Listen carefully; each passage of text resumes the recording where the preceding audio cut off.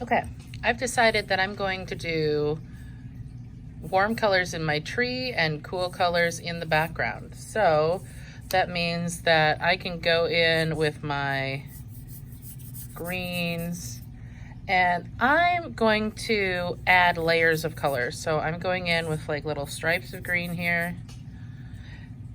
By the way, if you wanted to add leaves onto your tree, you could do that. If you want to add leaves on the ground, you could also do that. So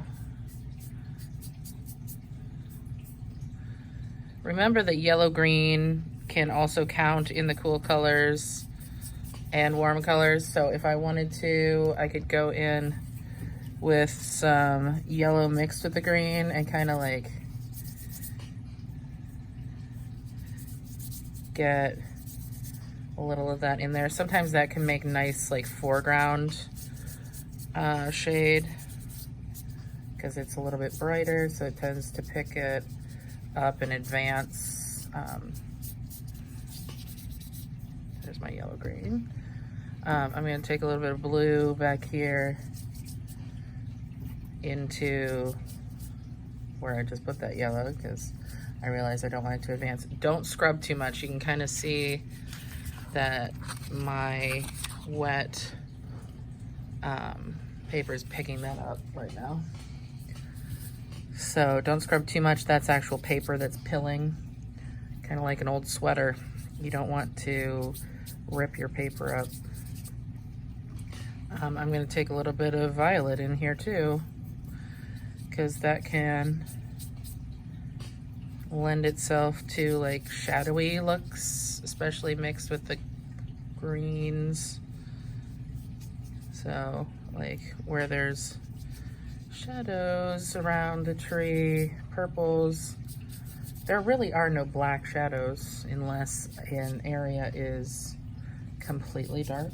So mixing your colors and getting shadowy bits in that way, learning how to make things happen using just color can make your paintings more successful and more interesting. Now, is this the best thing I've ever done? No, and that's okay. Even though I said I'm going to put warm colors in my tree, I'm going to work a little shadow on the sides here.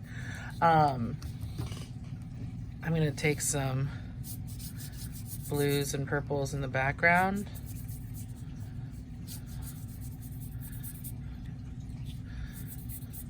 And with these temper cakes, you can get water and you can thin things down. You don't have to have things one solid shade, because in nature, solid shades usually don't actually exist. There's always a little variation.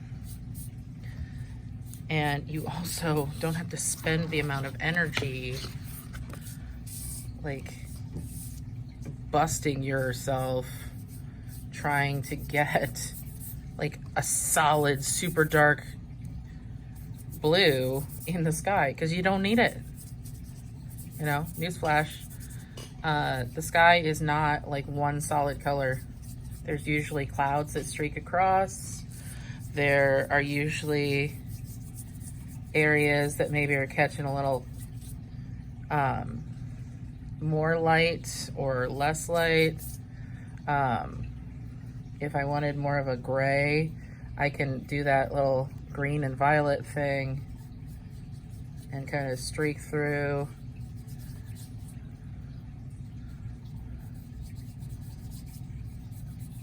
If I mix that green and the violet, it kind of gives me that little like shadowy look. So maybe there's like some clouds back there. I can be a little Bob Ross, happy little clouds. You could also take a wet paper towel and kind of dab the texture.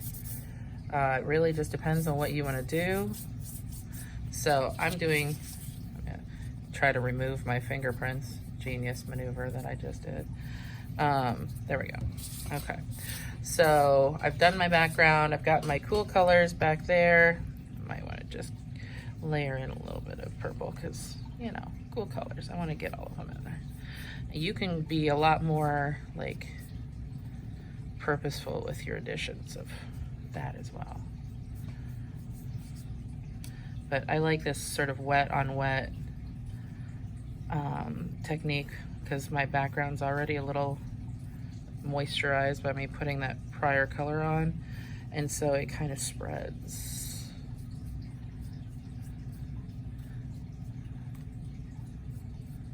There we go. All right, I like that. All right, so now I'm gonna get my warm colors. If you've used a lot of your cool colors and your water is like a dark color, wash out and get fresh water, because if you go straight from warm colors into cool colors or straight from cool colors into warm colors, it will have a tendency to turn muddy because you get those neutrals. They're the opposites, so you're going to neutralize your tone and get like a brown in between, which honestly, depending on what you're doing, is not bad, but we're trying to keep these warm colors, cool colors separate, so. That's my fiery tree here. Fiery warm colors. And notice where they cross, I'm getting that orange. Again, I can like go dark with it if I want to. Maybe I want to take it out into like a red violet, so maybe I want to get a little red violet in here. Now that's a little thick right there. I probably wouldn't just be using this brush for this. I want to get a thinner brush. But for the sake of time, I am using what I've got. You can always get a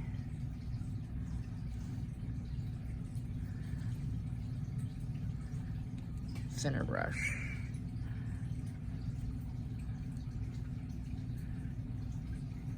So I'm going into the branches with this sort of red violet color.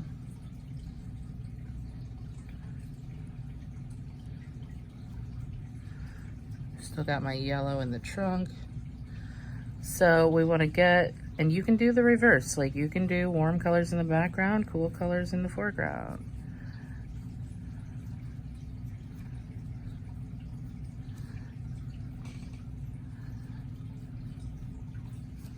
So it really just depends on what you want to do. But get your warm colors and cool colors in there. Get a little review of that color wheel, because we're gonna have that on the exam. You want to know what goes where. And that the warm colors are those reds, oranges, and yellows. The cool colors are those greens, blues, and violets. So that you end up with your warm and cool trees.